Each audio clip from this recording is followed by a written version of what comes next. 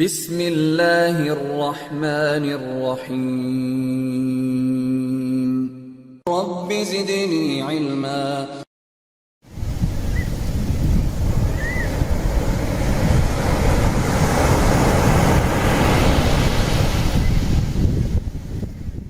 أعوذ بالله من الشيطان الرجيم. بسم الله الرحمن الرحيم.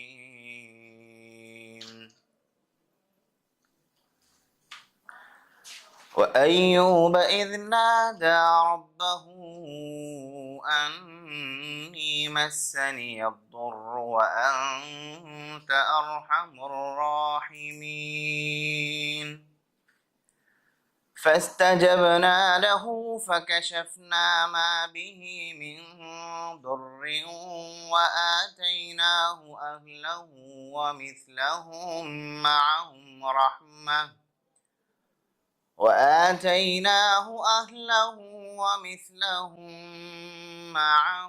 رحمة من عندنا وذكرى للعابدين.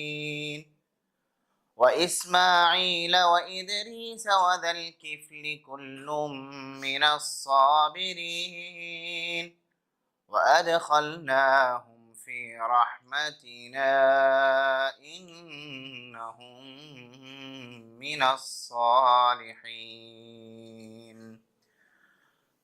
وذا النون إذ ذهب مغاضبا فظن أن لن نقدر عليه فنادى في الظلمات أن لا إله إلا أنت سبحانك إني كنت من الظالمين. فاستجبنا له ونجيناه من الغم وكذلك ننجي المؤمنين. وزكريا إذ نادى ربه رب لا تذرني فردا وأنت خير الوارثين. فاستجبنا له ووهبنا له يحيى وأصلحنا له زوجه إنهم كانوا يسارعون في الخيرات ويدعوننا رغبا ورهبا وكانوا لنا خاشعين. والتي أحصنت فرجها فنفخنا فيها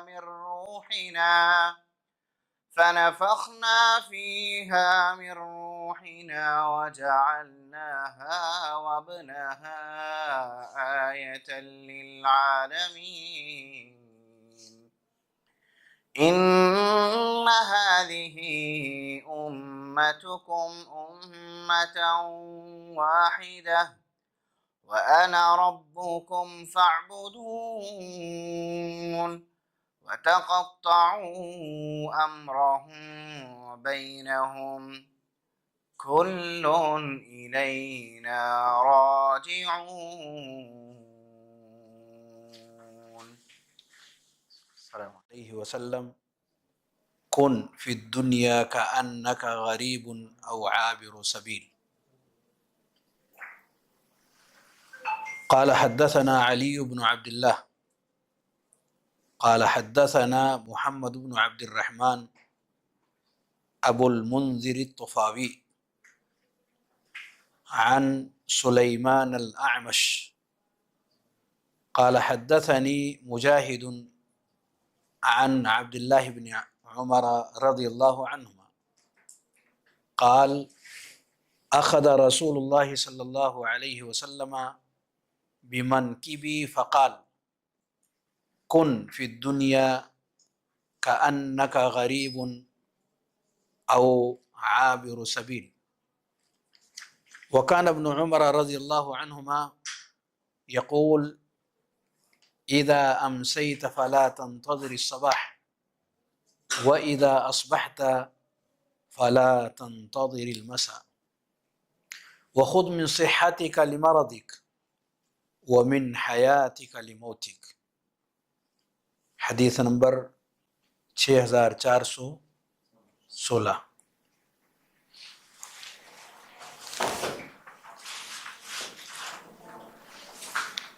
آج بتاریخ 28 جنوری 2024 دعوت الجالیات ینبع میں کتاب الرقاق الجامع الصحیح للامام البخاری کا درس پچھلے دروس کا ایک حصہ ہے، جو باب نمبر 3 سے شروع ہو رہا ہے، اور یہ باب ہے نبی کریم صلی اللہ علیہ وآلہ وسلم کے فرمان پر مؤلف نے قائم کیا ہے، اور وہ نبی کریم صلی اللہ علیہ وسلم کا فرمان ہے کن فی الدنیا کأنک غریب او عابر سبیل، دنیا میں ایسے رہو جیسے کہ ایک اجنبی شخص رہتا ہے یا راستہ پار کرنے والا شخص جس طریقے سے زندگی گزارتا ہے اس طریقے سے دنیا میں رہو۔ یہ باب ہے جو مؤلف رحمہ اللہ نے یہاں قائم کیا ہے۔ آپ دیکھ رہے ہیں کہ یہ جو روایت ہے یہ صحیح بخاری میں صرف ایک جگہ آئی ہوئی ہے، یعنی اس حدیث کو امام بخاری نے صرف یہیں پر ذکر کیا ہے، اس کے علاوہ صحیح بخاری میں اس کو کسی اور دوسری جگہ پر ذکر نہیں کیا گیا ہے۔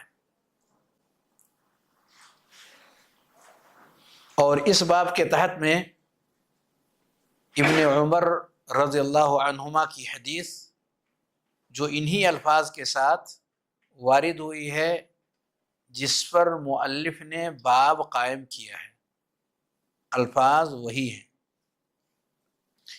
لیکن اس سے پہلے جس سند سے مؤلف نے یہ روایت یہاں پیش کی ہے اس سند کے بارے میں کچھ کلام اور کچھ گفتگو ہے۔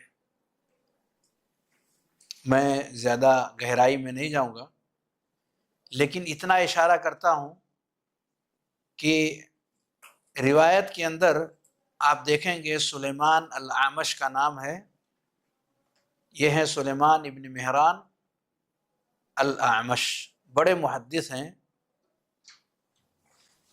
پر ان کا شمار وعلیکم السلام ان لوگوں میں سے ہوتا ہے جو تدلیس کرتے ہیں، ان روات میں سے ہوتا ہے جو تدلیس کرتے ہیں، اور تدلیس کے بارے میں تو آپ لوگ جانتے ہوں گے کہ تدلیس کیا چیز ہے۔ تدلیس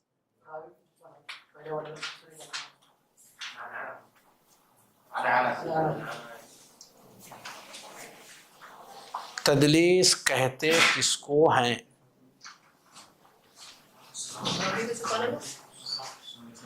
یہ اس کا لغوی معنی ہوا۔ تدلیس کا لغوی معنی ہے چھپانا، دلسا یدلس تدلیس، یعنی چھپا دیا کسی عیب کو، اس شخص نے کسی عیب کو چھپا دیا۔ جن سے انہوں نے حدیث سنا ہے ان کا نام نہ کر کے کسی اور کا نام ذکر کرنا، یہ تو اس کی ایک شکل بنے گی، اس کا ایک جامع مفہوم آنا چاہیے سامنے، تدلیس کا ایک جامع مفہوم۔ کسے کہتے ہیں تدلیس اصطلاحی زبان میں، یعنی محدثین کی اصطلاح میں جب تدلیس آئے تو اس کا اطلاق کس پر ہوتا؟ اور کون حصہ لیں گے؟ روایت الراوی ایوہ عمن عاصرہ، ایوہ روایت الراوی. ایوہ کمان کمان یلنا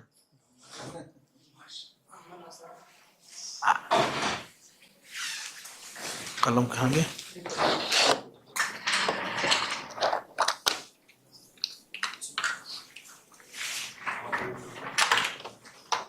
جزاک اللہ خیر.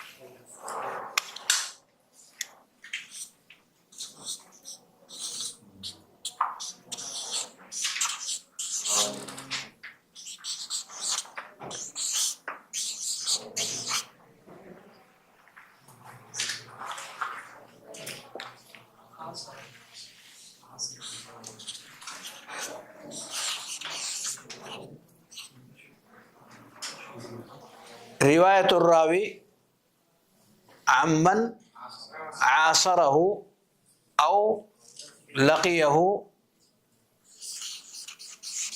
بصیغۃ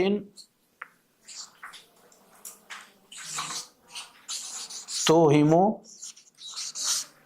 السماع. بصیغۃ توہم السماع.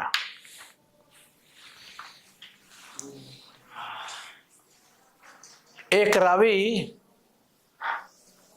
حدیث بیان کر رہا ہے اور جس شخص سے وہ بیان کر رہا ہے اس کے جو استاذ ہیں وہ اسی کے زمانے کے ہیں. دونوں کا ایک ہی زمانہ ہے، ایک ہی زمانے کے ہیں.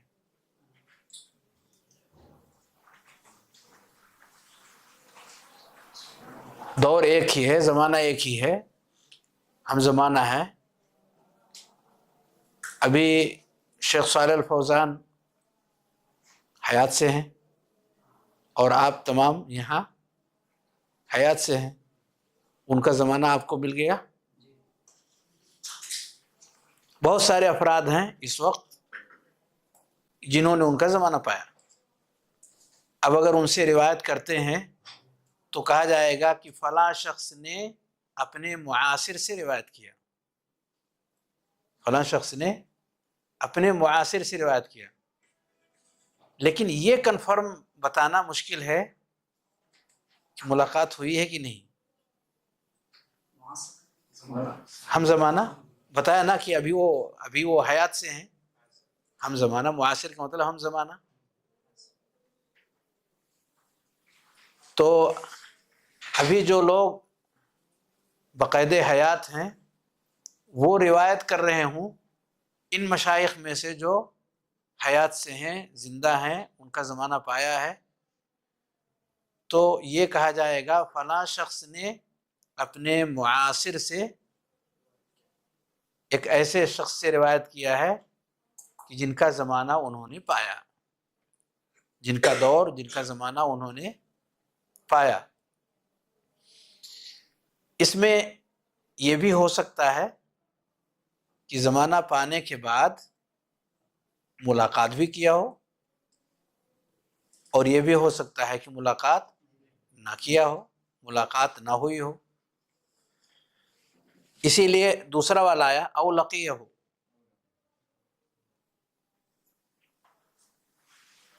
اس میں ایک چیز میں نے چھوڑ دیا ہے، کچھ لوگ اس کو بھی ذکر کرتے ہیں، تو اس کو بھی بڑھایا جا سکتا ہے لقیہ ہو کے بعد. او سمعہ ما لم یسمع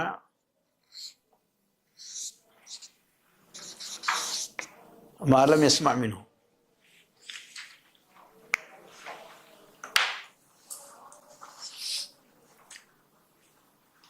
کہ زمانہ پایا، ملاقات ہوئی، اور ملاقات کے ساتھ ساتھ ان کی کلاس میں بیٹھے بھی، شرف سماع بھی حاصل ہوا. گویا کہ اب شک و شبہ کی گنجائش نہیں رہا. اب تین جو اسٹیپ ہے یہ تین کے تینوں حاصل ہے، یہ تین کے تینوں حاصل ہو گیا. زمانہ بھی پا گیا، ملاقات بھی ہو گئی، اور سماع بھی ہو گیا. پر ابھی ایک چیز باقی ہے. کیا باقی ہے؟ وہ حدیث جو ابھی بیان کر رہے ہیں اسی لیے آگے آیا ما لم یسمع منہ او سمعہ ما لم یسمع منہ، کہ ان سے 10 روایتیں سنی، ان سے 20 روایتیں سنی، ان سے 50 روایتیں سنی، پر یہ روایت جو بیان کر رہا ہے شخص نے، یہ ان سے نہیں سنی ہے۔ ہو سکتا ہے کہ نہیں ہو سکتا؟ ہو سکتا ہے۔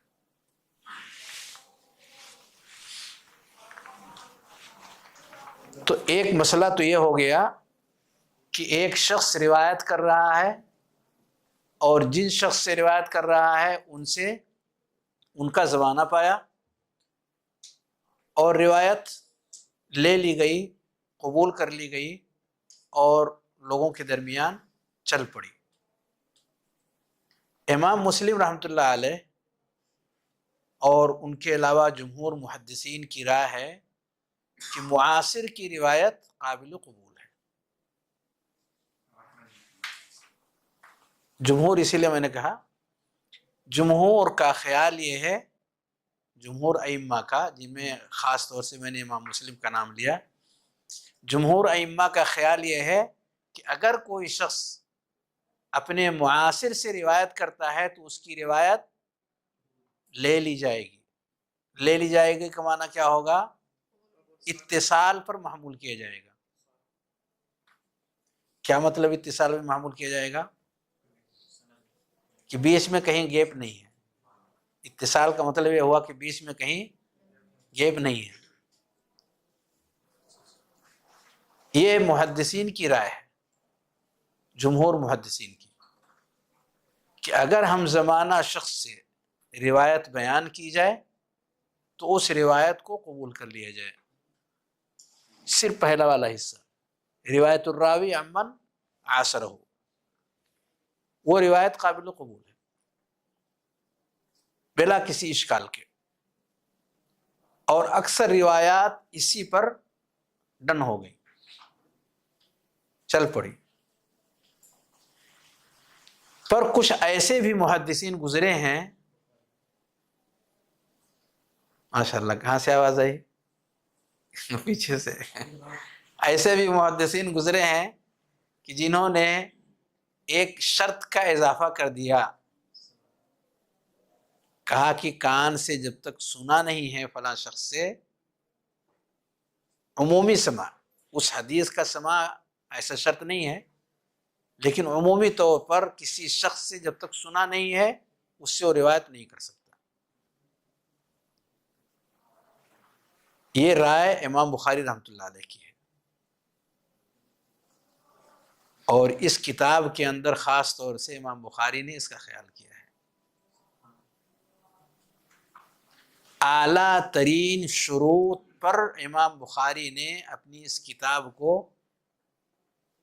جمع کرنے کی کوشش کی ہے۔ اعلیٰ ترین،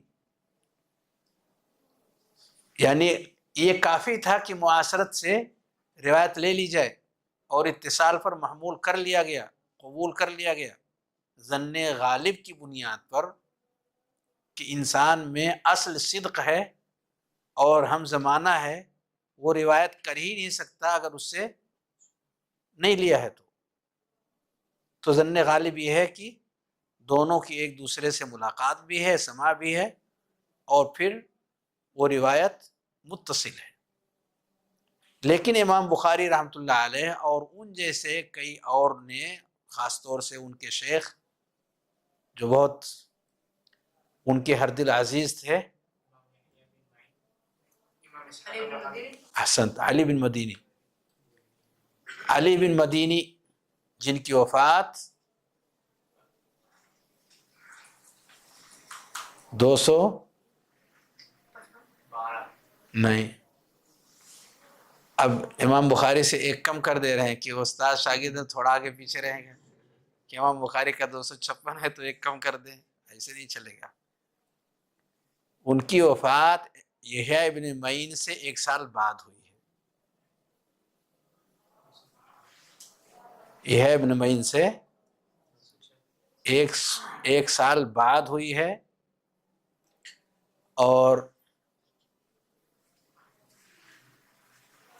اور 6 سال پہلے ہوئی ہے امام احمد بن حنبل سے.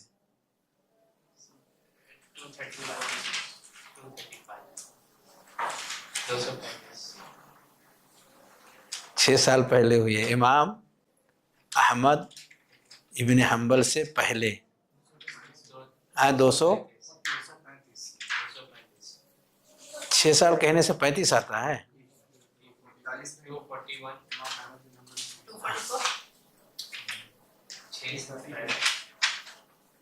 یہ حساب زیادہ قریب ہے. 241 تو امام احمد بن حنبل کا ہو گیا.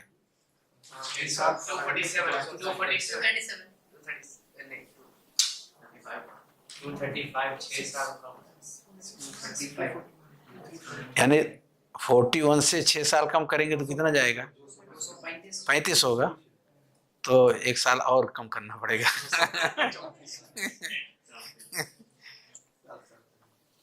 1 سال اور کم کرنا پڑے گا. 234 میں ان کا انتقال ہوا. یہ ہے ابن معین 233 اور علی بن مدینی، چونکہ یہ سب مشہور لوگ ہیں اس میدان کے، اس لیے. اور اس روایت میں انہی کا نام ہے. دیکھیے اس روایت کو انہوں نے ہی بیان کیا ہے. امام بخاری کے استاذ علی ابن عبداللہ یہی ہے ابن المدینی. یہ ابن المدینی ہی ہے، یعنی انہی کا تذکرہ ہو رہا ہے. اور اس روایت کے وہی راوی بھی ہیں علی ابن عبداللہ.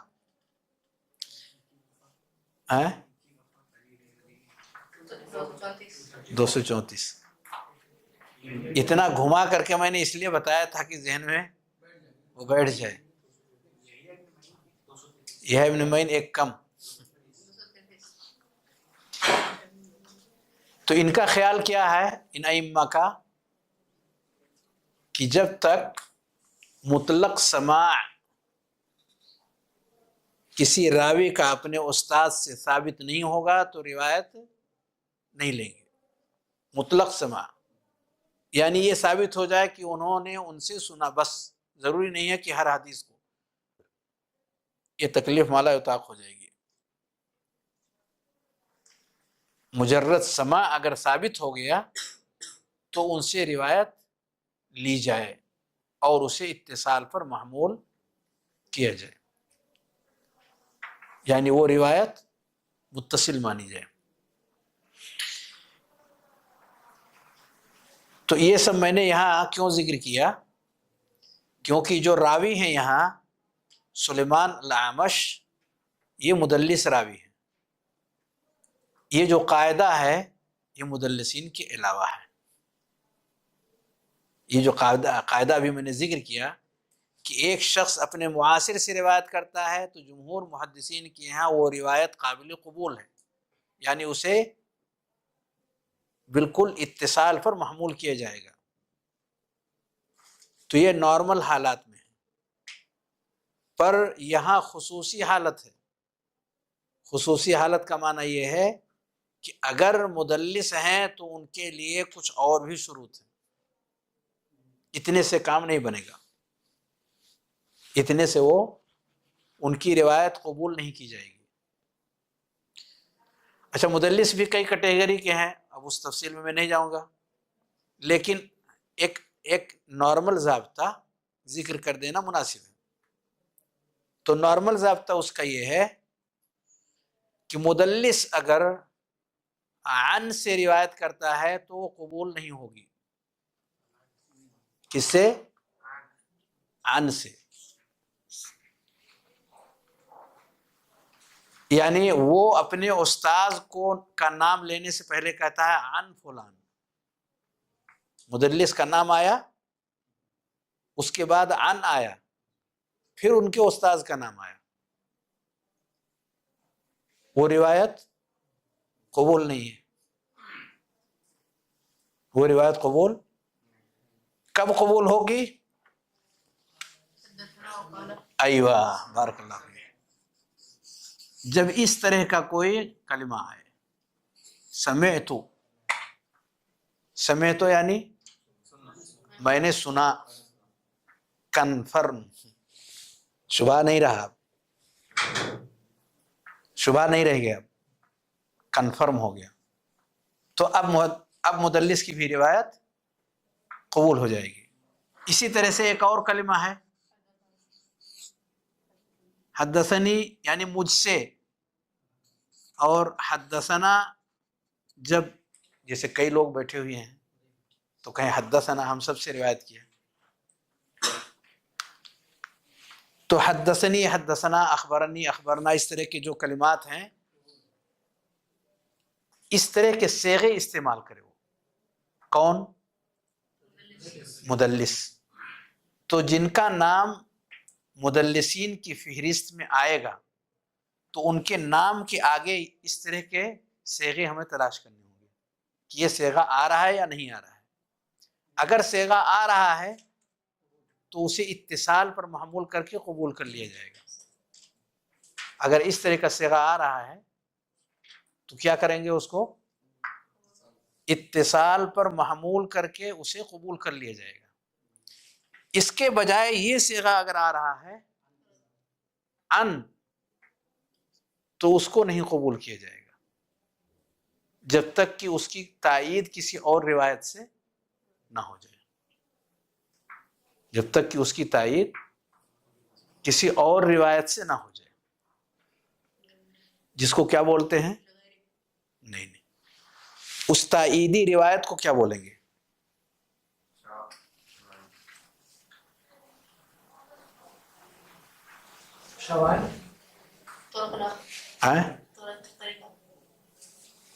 اس کو متابعہ کہتے ہیں، اس کو متابعہ کہیں گے۔ آگے اس کی مثالیں آئیں گی، متابعہ کی مثالیں آگے آئیں گی انشاءاللہ۔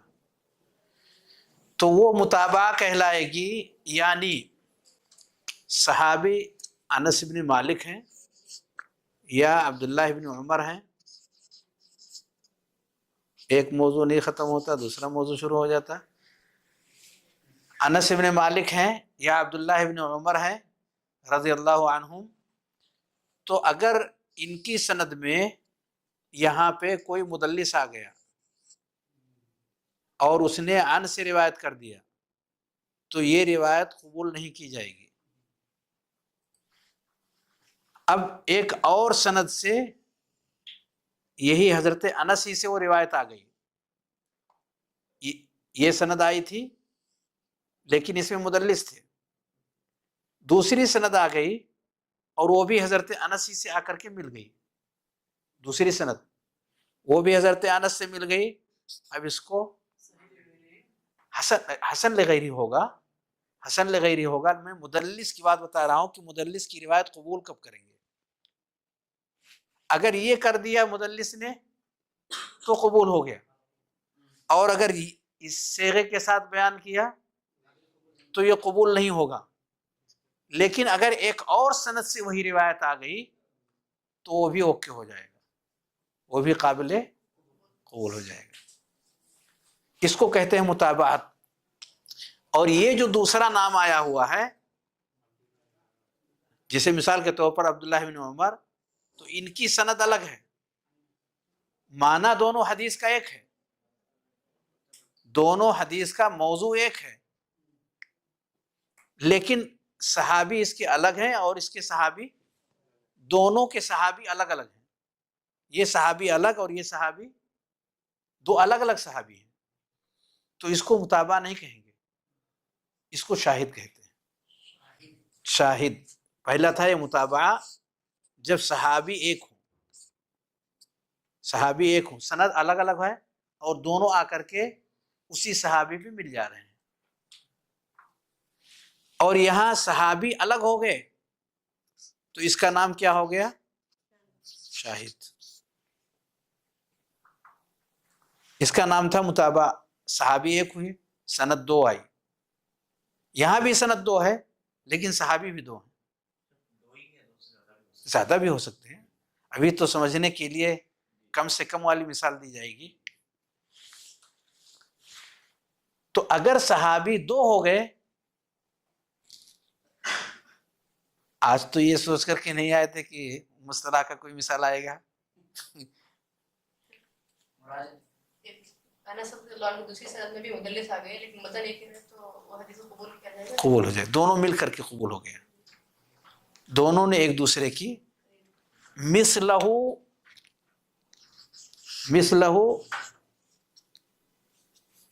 او ارفع منہ, یعنی جو دوسری سند آئے اسی جیسی ہو یا اس سے بلند ہو, قوت میں اس سے کم نہ ہو, قوت میں اسی جیسی ہو یا اس کے اوپر ہو, تو اس سے قبول کر لیا جائے گا. خیر وہ ایک الگ موضوع ہے, لیکن تو یہاں مطابعت ہوا جب دو سند آئی اور ایک ہی صحابی پر مل گئے, اور شاہد ہو گیا جب دو سند آئی اور صحابی بھی دو آ گئے الگ الگ سند. اس سے بھی قوت ملتی ہے, اس سے بھی قوت ملتی ہے, لیکن یہ قوت کمزور ہوتی ہے اور وہ قوت تگڑی ہوتی ہے جب ایک ہی صحابی ملتے ہیں, وہ زبردست قوت رہتی ہے. اس کو تقریباً سارے لوگوں نے قبول کیا ہے. اس میں کچھ لوگوں کا اختلاف ہے کہ قبول کریں گے کہ نہیں کریں گے, لیکن راجح یہ ہے کہ وہ اس سے بھی لیں گے, قوت ملتی ہے اس سے بھی. متابع بہت بہت زبردست چیز ہے. متابع آگے آگے متابعات آئیں گی, اس میں کئی مثالیں ہیں متابعات کی. نماز کا وقت ہو گیا, تو اسی پر اکتفا کرتے ہیں, انشاءاللہ پھر آ کر کے کنٹینیو کریں گے. سبحانک اللہم و بحمدک اشہد ان لا الہ الا انت استغفرک و اتوب الیک.